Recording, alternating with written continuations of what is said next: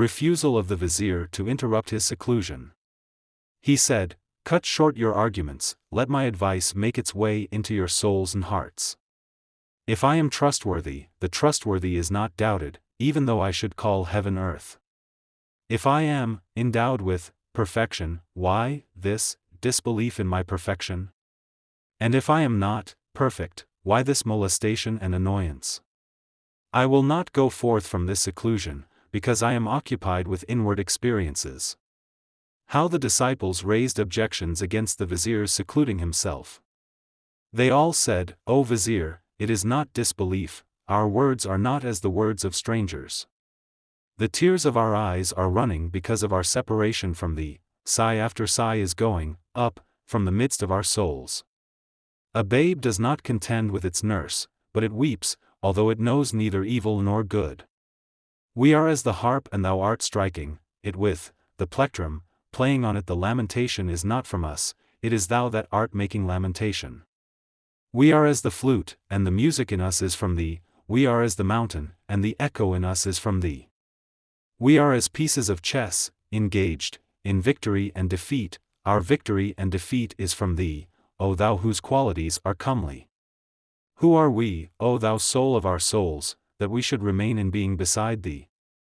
We and our existences are, really, non-existences, thou art the absolute being which manifests the perishable, causes phenomena to appear. We all are lions, but lions on a banner, because of the wind they are rushing onward from moment to moment. Their onward rush is visible, and the wind is unseen, may that which is unseen not fail from us. Our wind, that whereby we are moved, and our being are of thy gift, our whole existence is from thy bringing us into being. Thou didst show the delightfulness of being unto not being, after thou hadst caused not being to fall in love with thee. Take not away the delightfulness of thy bounty, take not away thy dessert and wine cup. And if thou take it away, who is there that will make inquiry? How should the picture strive with the painter? Do not look on us, do not fix thy gaze on us, look on thine own kindness and generosity. We were not, and there was no demand on our part, yet thy grace was hearkening to our unspoken prayer, and calling us into existence. Before the painter and the brush the picture is helpless and bound like a child in the womb. Before omnipotence all the people of the divine court of audience, the world, are as helpless as the embroiderer's fabric before the needle.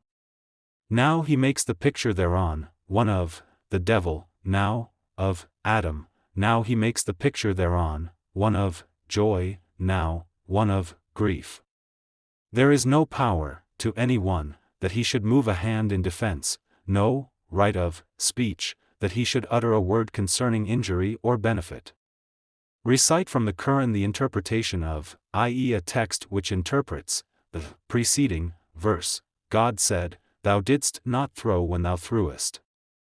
If we let fly an arrow, that action is not from us, we are only the bow, and the shooter of the arrow is God. This is not jabr, compulsion, it is the meaning of Jabari, almightiness. The mention of almightiness is for the sake of inspiring us with humility. Our humility is evidence of necessity, but our sense of guilt is evidence of free will. If there were not free will, what is this shame? And what is this sorrow and guilty confusion and abashment? Why is there chiding between masters and pupils? Why is the mind changing, so as to depart from plans already formed?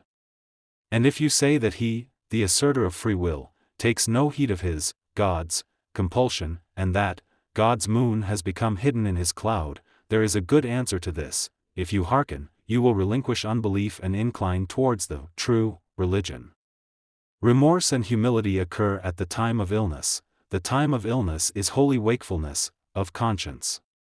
At the time when you are becoming ill, you pray God to forgive your trespass. The foulness of your sin is shown to you, you resolve to come back to the right way, you make promises and vows that henceforth your chosen course of action will be nothing but obedience to God. Therefore it has become certain that illness gives to you conscience and wakefulness.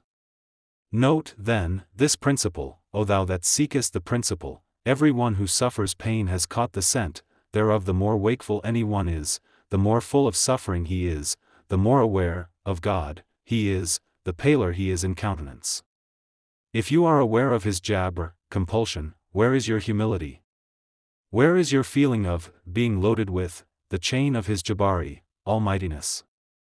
How should one make merry who is bound in chains? When does the captive in prison behave like the man who is free? And if you consider that your foot is shackled, and that the king's officers are sitting, as custodians, over you, then do not act like an officer, tyrannously, towards the helpless, inasmuch as that is not the nature and habit of a helpless man. Since you do not feel his compulsion, do not say that you are compelled, and if you feel it, where is the sign of your feeling? 635. In every act for which you have inclination, you are clearly conscious of your power to perform it, but, in every act for which you have no inclination and desire, in regard to that act, you have become a necessitarian, saying, "This is from God." The prophets are necessitarians in regard to the works of this world, while the infidels are necessitarians in regard to the works of the next world. To the prophets the works of the next world are a matter of free will, to the foolish the works of this world are a matter of free will, because every bird flies to its own congener, it follows behind, and its spirit goes before, leading it on. 640. Inasmuch as the infidels were congeners of Sijin, hell, they were well disposed to the prison, sign, of this world. Inasmuch as the prophets were congeners of Iliyin, heaven, they went towards the Iliyin of spirit and heart. This discourse hath no end, but let us, now, relate the story to its completion. How the Vizier made the disciples lose hope of his abandoning seclusion. The Vizier cried out from within, O disciples, be this made known to you from me, that Jesus hath given me a such like message, be separated from all friends and kinsfolk. 645. Set thy face to the wall, sit alone, and choose to be secluded even from thine own existence. After this there is no permission, for me, to speak, after this I have nothing to do with talk. Farewell, O friends. I am dead, I have carried my belongings up to the fourth heaven, in order that beneath the fiery sphere I may not burn like firewood in woe and perdition, but, henceforth may sit beside Jesus at the top of the fourth heaven. How the Vizier appointed each one of the emirs separately as his successor. 650. And then he summoned those emirs one by one and conversed with each of them alone. He said to each one, in the religion of Jesus thou art the vicar of God and my Khalifa, vicegerent, and those other emirs are thy followers, Jesus hath made all of them thy assistants. Any emir who lifts his neck, in rebellion, seize him and either kill him or hold him captive, but do not declare this whilst I am alive, do not seek this supreme authority until I am dead.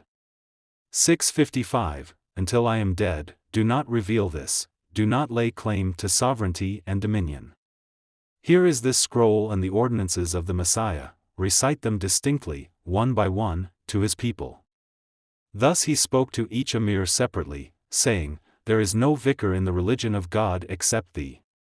He honored each, one by one, in this way whatever he said to that emir, he also said to this.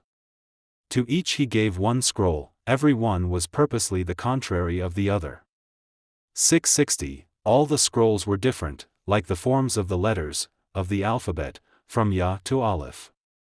The rule, laid down, in this scroll was contrary to the rule in that, we have already explained, the nature of this contradiction.